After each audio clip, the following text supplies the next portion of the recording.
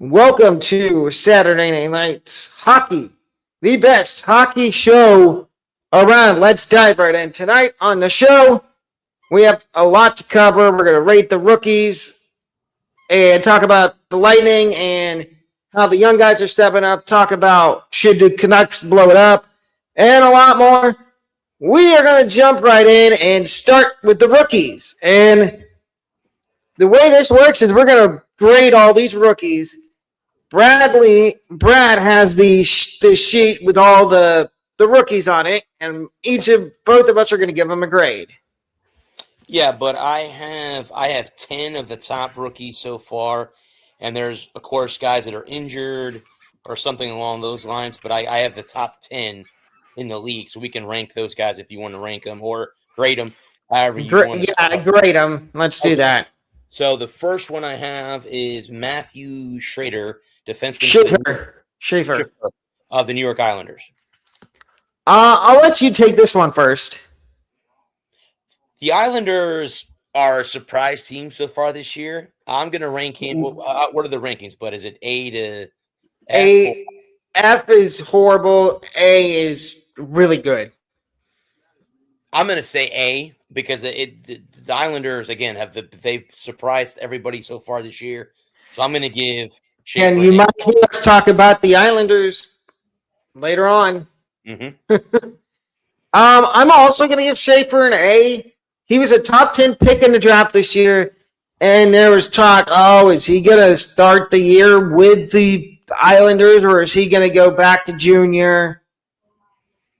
He's been a very steadily nice surprise for the Islanders. And the Islanders they're humming right along. Who's the next rookie? Bear with me, guys, because this is why I can't announce hockey, because I can't pronounce last names. Ivan Demidov, the forward for the Montreal Canadiens. Ivan Demidov.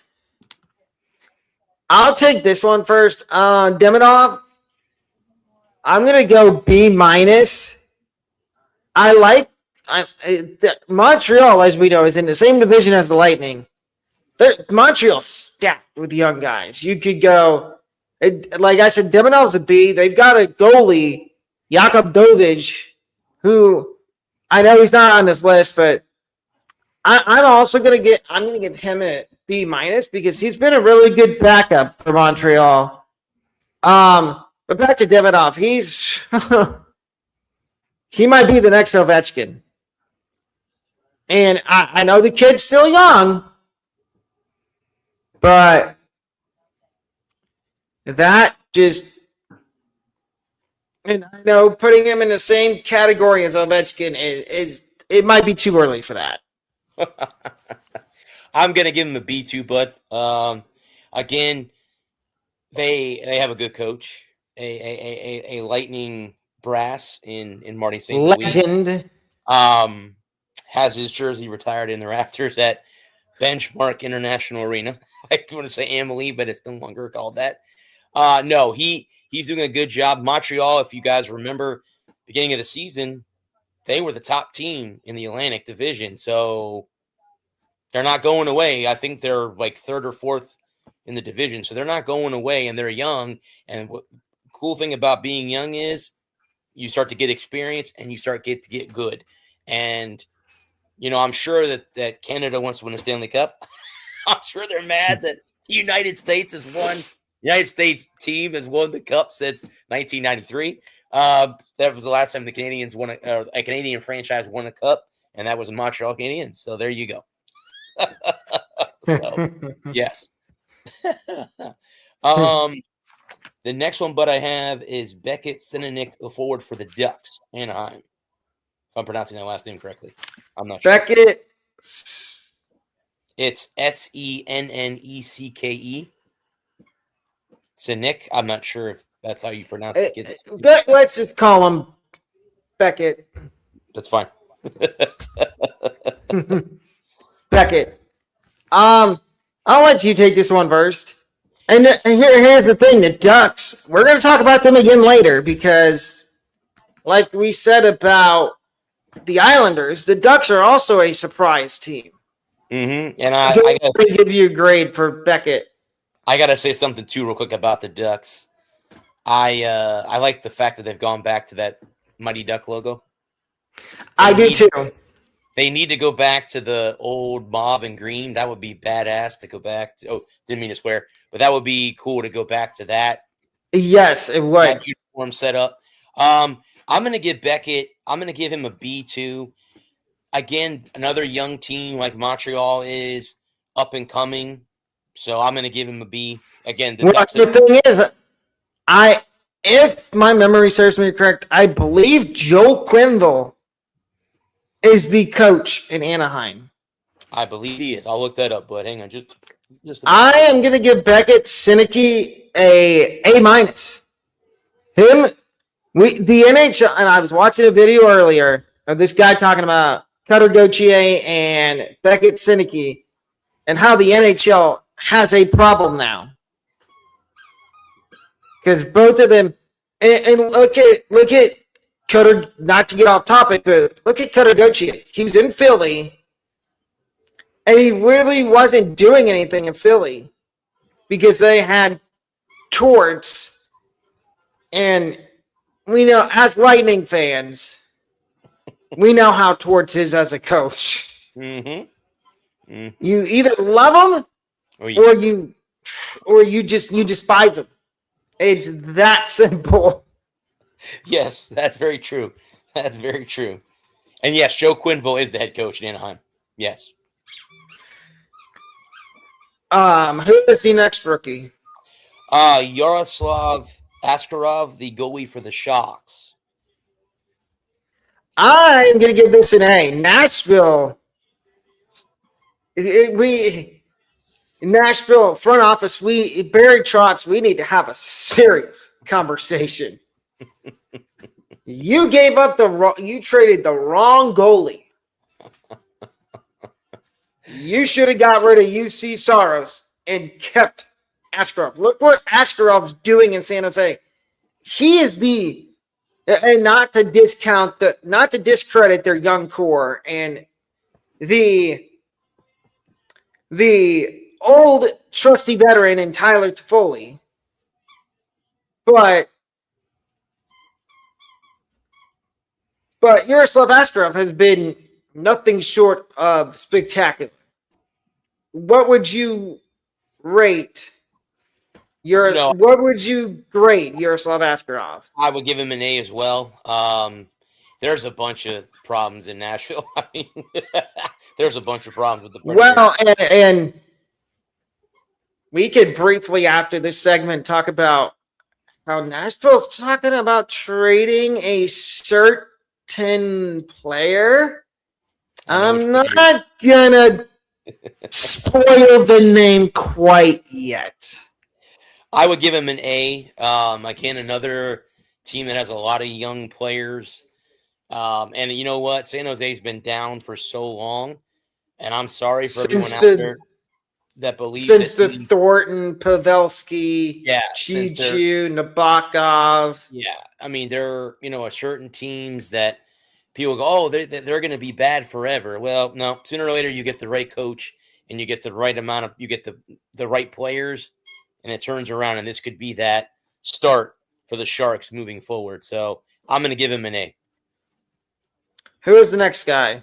Is another goaltender, Jesper Wallstedt, the goalie for the Minnesota Wilds.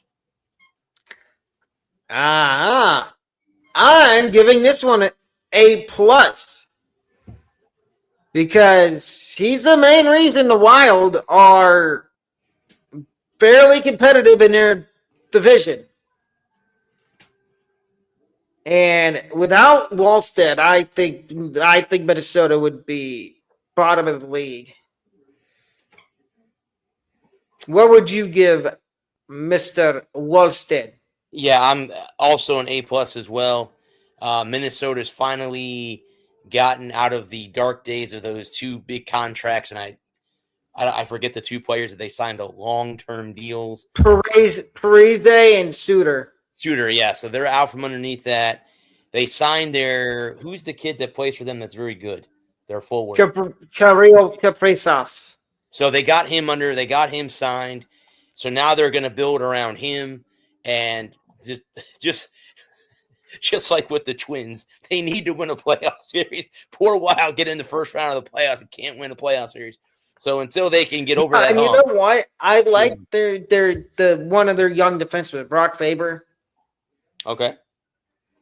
But the problem is they have some good prospects, but it's all forwards. They don't really have any defensive prospects. Defenseman? Okay. Well, that'll hurt you. Who is the next one? The next one is Arsenine Guritsky. I have no idea if I'm even pronouncing that right. Forward for the New Jersey. You probably butchered that, and I'm sorry, Devils fans. That's why we don't announce hockey games. Yeah. No, yeah. I couldn't announce hockey. I couldn't do that. I haven't watched that many. I've watched some Devils games this year. This is a rookie that's really, he's got to do more to impress. Okay. Right now, I'm not. It's hard. I don't want to give him a C, but I think that's the best I can do. Maybe C-. Okay. Because he's playing right now. Because if you look at the Devils and look at all the guys they have out, including Jack Hughes, who speedy recovery to him. I don't know if you saw his injury. I did. He injured his hand at a team dinner on a piece of glass. I saw that. Yeah. Yeah, one of those freak accidents that you have.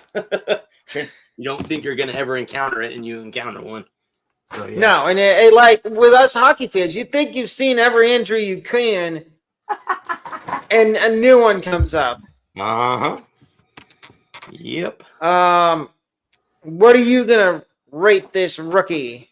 Yeah, I'll give him a C too. I think the Devils, just like everyone else, when you get hit with injuries, that's hard. I mean, every team goes through it. Unfortunately, that's what sports is. Every team goes through injuries, and I know the Devils, losing Hughes is huge. But, yeah, I'll give him a C to kind of start everything off because of just the way that he started so far. But I think the team – I think the Devils could be in – I don't think the Devils are going to miss the playoffs. I think that would be a little far-fetched to say that they're a pretty good hockey team. But, yeah, I'll give them a C, bud, so far. Who is the next rookie? The next rookie I have on my list, if I'm not going to butcher the player's last name, would be Ryan Leonard, forward for the Washington Capitals. B-. Okay. Because you look at Washington. I mean, he's like, I think he's a second or third liner. He's not on the top line yet. And actually, it looks like in my notes it says he's injured. Yeah, he took a nasty hit the other night. Okay. A dirty hit, and somehow the guy got, I think it was a minor penalty for like elbowing. And there was no suspension. And yeah. But I'll give him a B-. I think he's learning from a couple of he's learning from Ovechkin, even though he's not on the first line. Mm-hmm. In practice, he's probably taking tips from Ovechkin on how to refine his game and get better. What would you grade Ryan Leonard? I'll give him a C. I mean, again, he's not on the top line, but again, when you have a teacher as in Ovechkin to show you the ways, you can get better. You're only going to get better. And I said Ovechkin. What about John Carlson? Yeah, even though he's a defenseman, you're learning from one of the best forwards and one of the best defensemen in hockey. Yep. Who is the next rookie? I believe it's Ziv Bayam, defenseman for the Minnesota Wild. I butchered the So name. we just talked about Walston, and we talked about how they don't really have that many young defensemen. William, I'm gonna say no grade here because do you have his stats?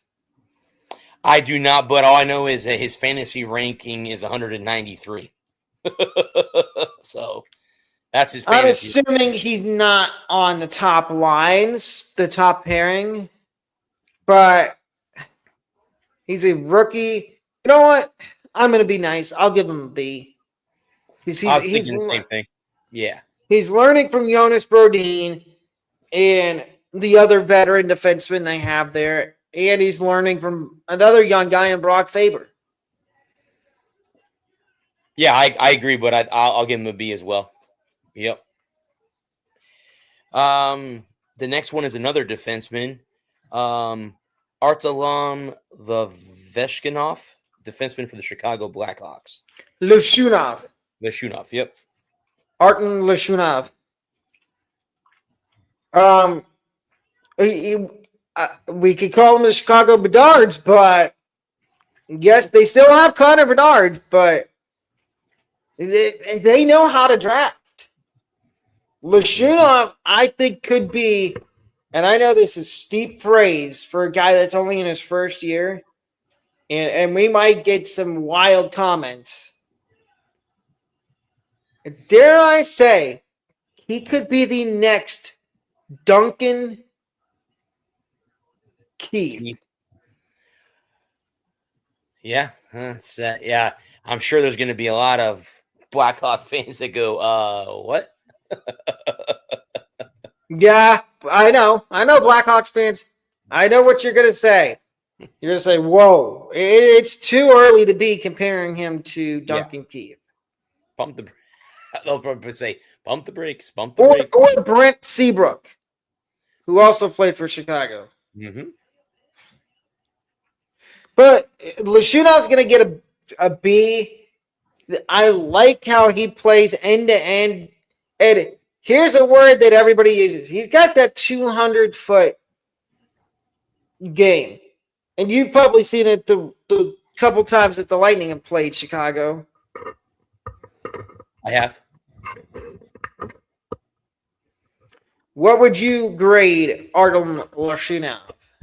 A B as well. Another team that is got a lot of young guys, and I think they're getting under the controversy that they've been in the past.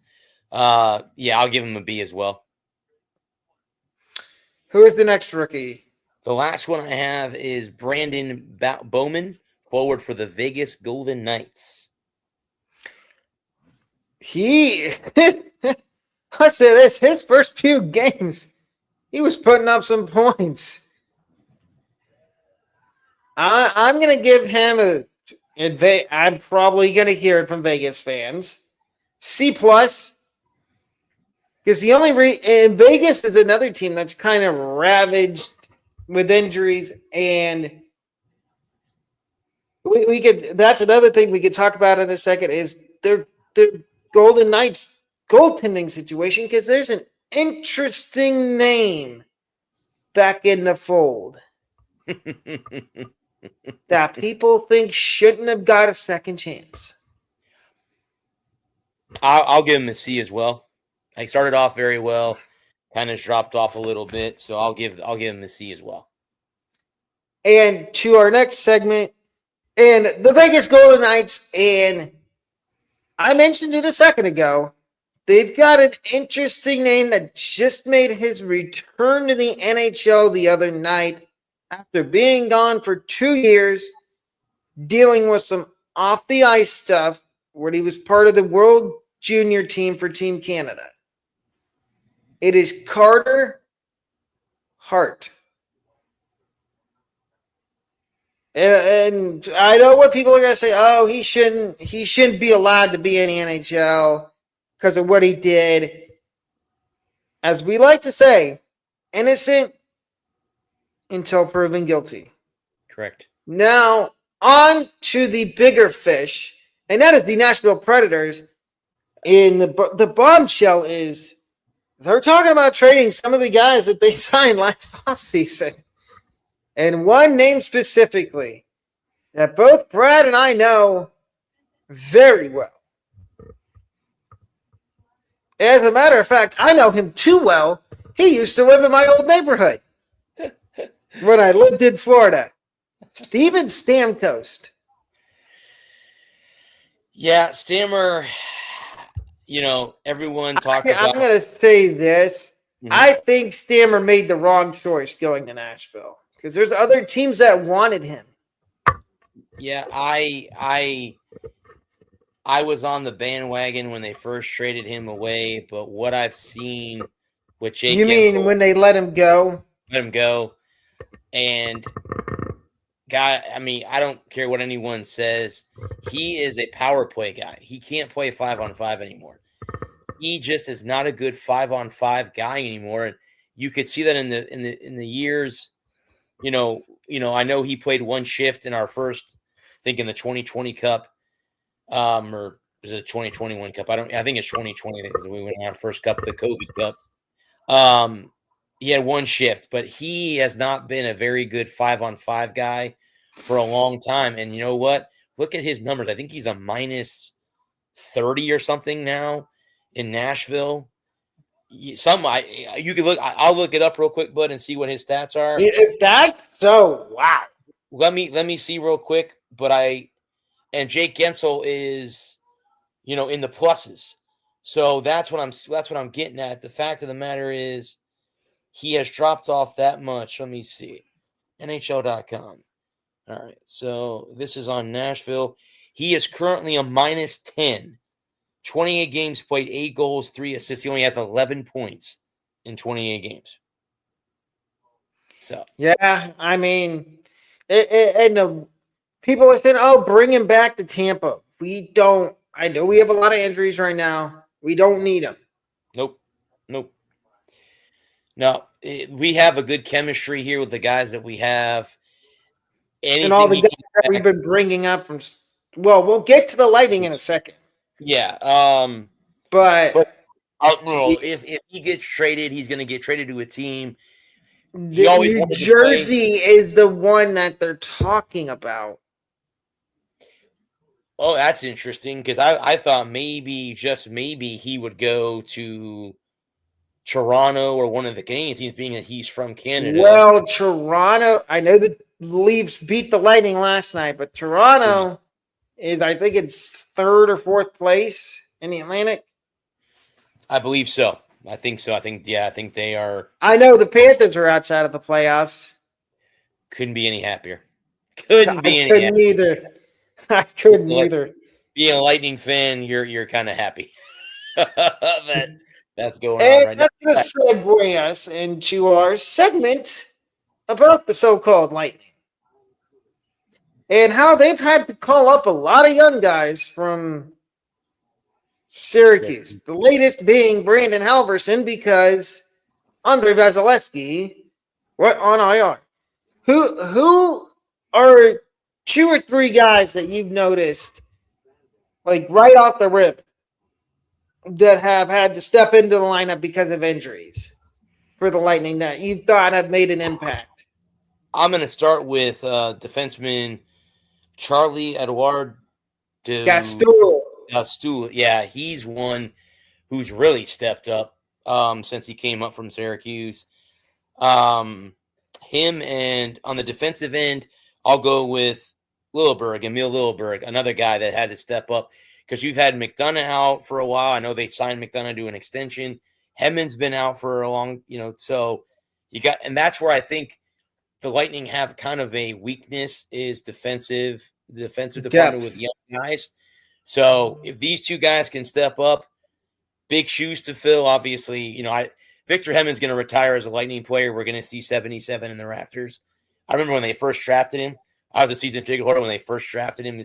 He couldn't speak a lick of English, and look at him now. But anyway, those are the 2 guys that have jumped out to me. Is the Stallis and Lilleberg have been the 2 that have jumped out to me. What about, so that's the defense wise? What about forward wise? What rookies they have had to use? I'm gonna go. I mean, I don't know if these guys are rookies, but Gonsalves definitely has got one that's had to step up. Excuse me. And then Connor Geeky is another one. So those have been my two forwards. Connor, I think Geeky's in Syracuse. He's in Syracuse. Okay. Do you mean Dominic James? There you go. Yes. I'm sorry. I got my notes wrong. Yes. Dominic James. And he had didn't he score his first goal a couple games ago? Didn't he get his first NHL goal? Yeah. I'm going to go right along the same lines as you. Defensively, Gastu, when he made his NHL debut, I had no clue who he was. I'm like, who is this 51 that's gliding up and down the ice? Well, Terry Filppula. That's directly what came to my head. I'm like, is that Terry Filppula reincarnated? Turning 51, yeah. And then, forward-wise, I'm going to have to say Gonsalves has stepped up, Dominic James, Curtis Douglas. Even though he 6'8". Yeah, he's got the Chara height.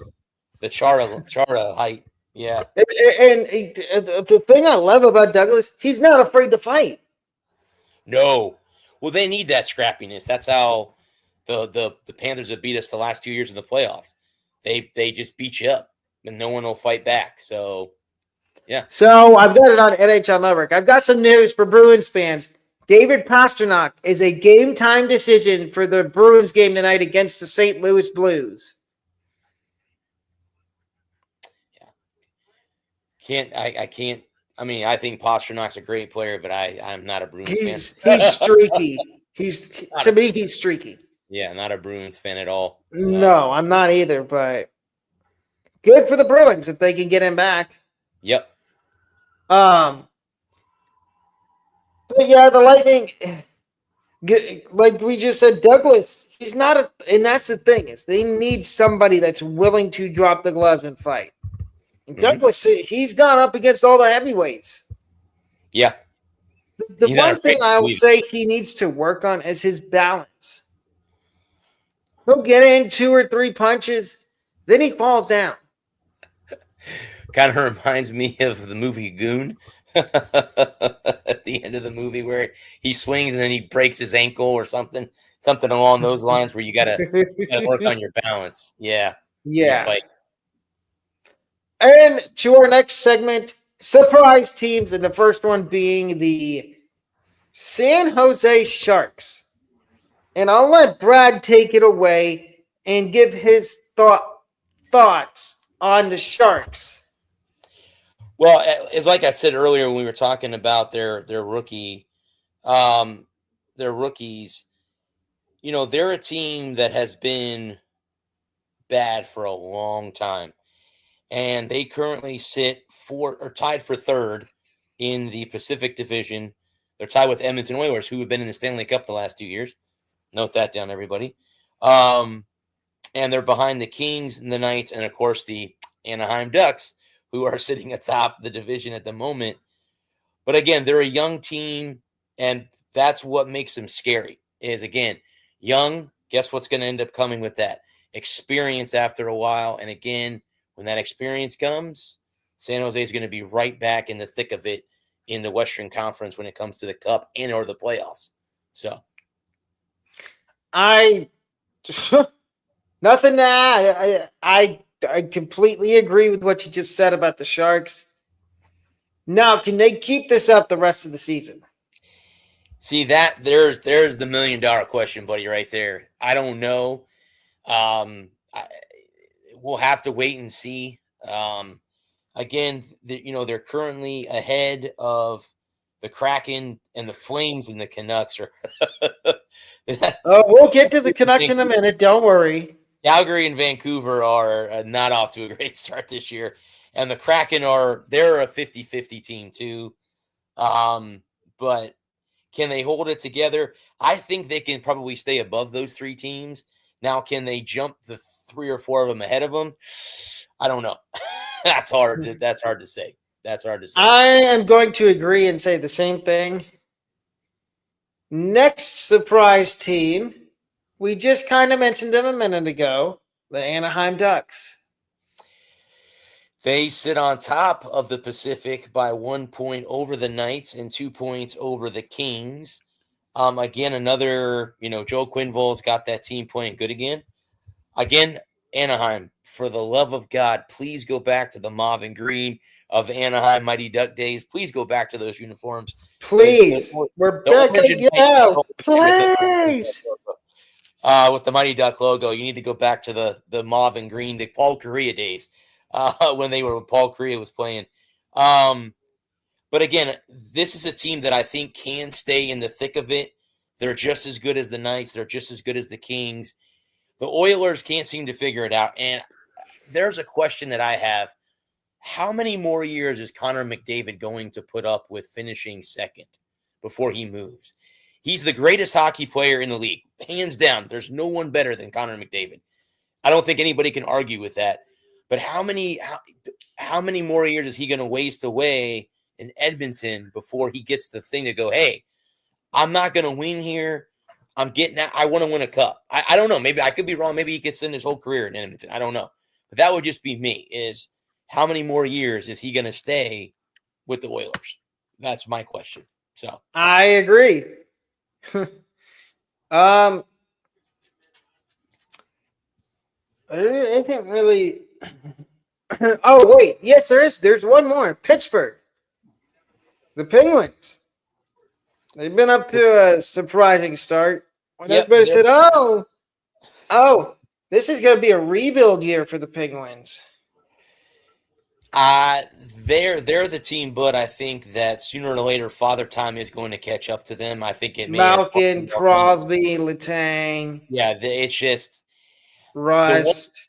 The one good thing about them this year, it was during preseason when they brought back Marc-Andre Fleury. That was cool. Hands down, going to be a Hall of Famer. No doubt in my mind, he's going to be a first ballot Hall of Famer. One of the greatest goalies ever to wear pads. But it was cool to see him come back and play one period in their preseason. It was. And the crowd to go one more year, and you can see him go, and Mark's like, no, I can't do this. I can't do this. My body's just not going to let me do it. But yeah, I mean, they currently sit 5 out of the Metro behind Washington, Carolina, and the Islanders.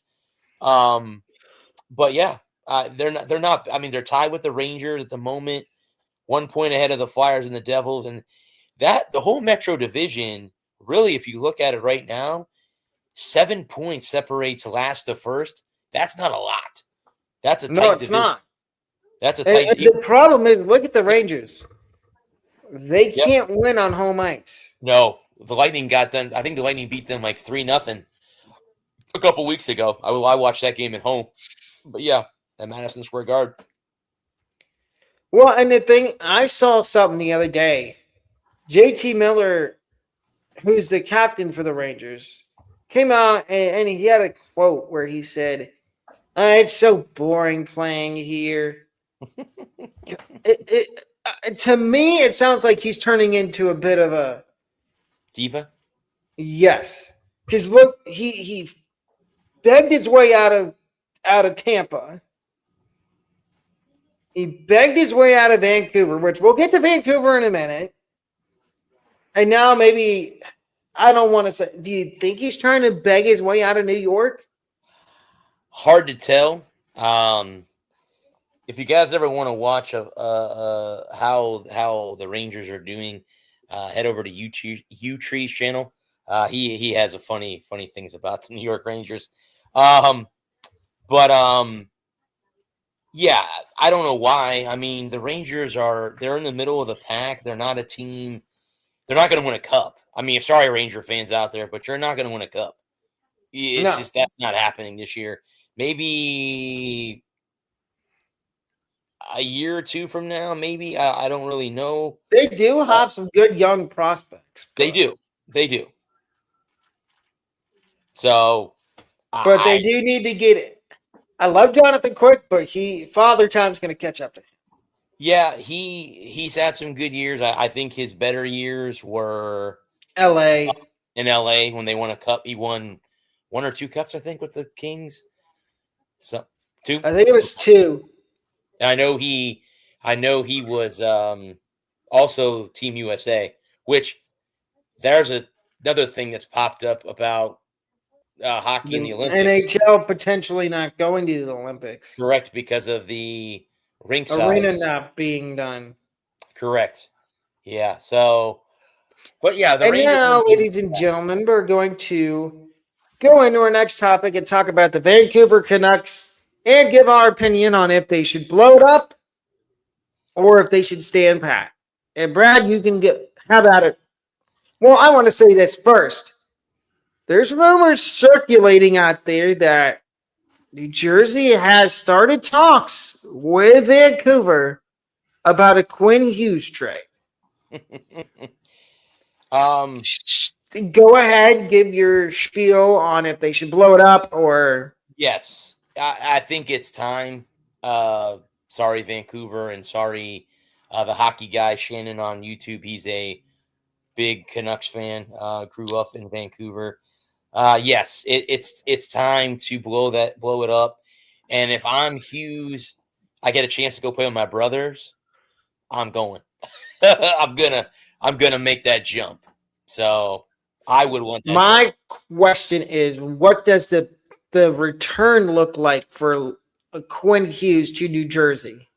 Well, the Canucks are going to ask for King's ransom.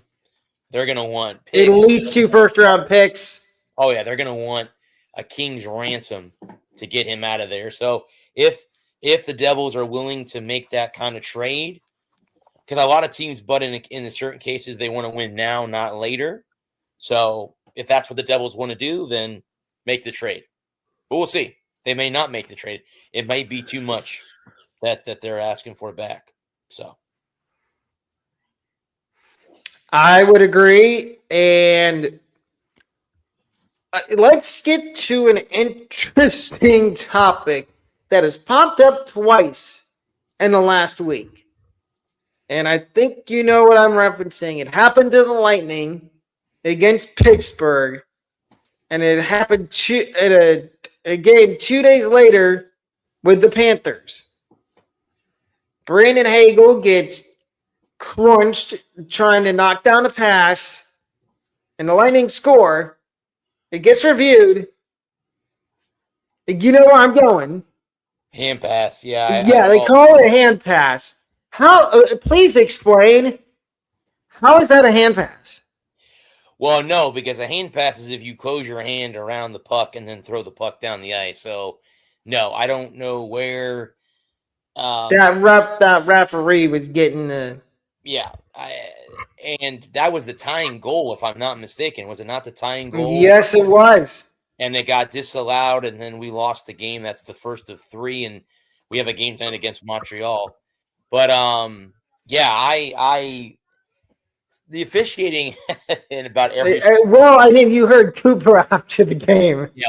Yeah. He bit into the officiating. He's like, "Look, that's horrible. Last time I checked, that's not a hand pass." Yeah. And then I think it was Boston and Florida 2 days later. The same thing happened, and of course it's Florida, so they're gonna get a freebie. The same thing happened, and they said, "Oh, that's not a hand pass." Yeah, that's the thing. And the coach, the last 2 whoever, I think it was Paul Maurice after the game, he laid into the refs. He said the whole game was a joke, including the baloney hand pass. Officiating officiating in the NHL has been quite questionable. Well, I think it's been questionable in a lot of sports, but yes, hockey mostly. I think I think hockey's gotten too. It's got too too not chippy, not fundamental, but it's not fun anymore. They got to let these guys play. You're getting paid to play hockey. They need to let these guys play, and they're calling these like the hand pat. They're calling these ticky tack penalties or slashing when the guy misses the stick completely. Yeah, I mean that's the whole thing. They got to stop with these ticky tacky call, no call. Right. Oh, right. the one that gets on my nerves is the goalie interference. Yeah, and there's a fine line between that too, but when that gets called and when it doesn't get called. So that's another thing. So you're telling me that you can't. Here's the goalie. Here's where. How are you not supposed to go into blue paint and get the puck? Mm-hmm. Like, it just officiating makes no sense, and there's people out there that are like, oh, you're just complaining because you're a Lightning fan and you haven't been in the cup the last 2 years. No, it's that way around the league. We're not the only team that's complaining about it. So no, and then you got. I saw an interesting article the other day about Brady Tkachuk maybe wanting out of Ottawa. interesting. I don't know if I'd want to leave Ottawa right now, and the reason I say that too, they're an up and coming team, and they can show you that they're a pretty good hockey team. I don't think I'd want to leave if I was him. But again, if he's not comfortable with the coaching, not comfortable with his teammates, that's a different story. But I wouldn't want to get out of there. Well, the article was saying, because I guess he's due for an extension at some point, and they were talking about how if he leaves Ottawa, he could go to, I want to say maybe it was Detroit or somewhere else in the Eastern Conference, and he'd be able to get a bigger contract, and he'd bring in free agents. Well, I mean, Detroit's on top of the division right now. They're a point up on the Lightning in the Atlantic. I mean, if that's what he wants, I mean, again, though, what would Detroit want back, or what would Ottawa want back in that trade? Is Detroit willing to give up? The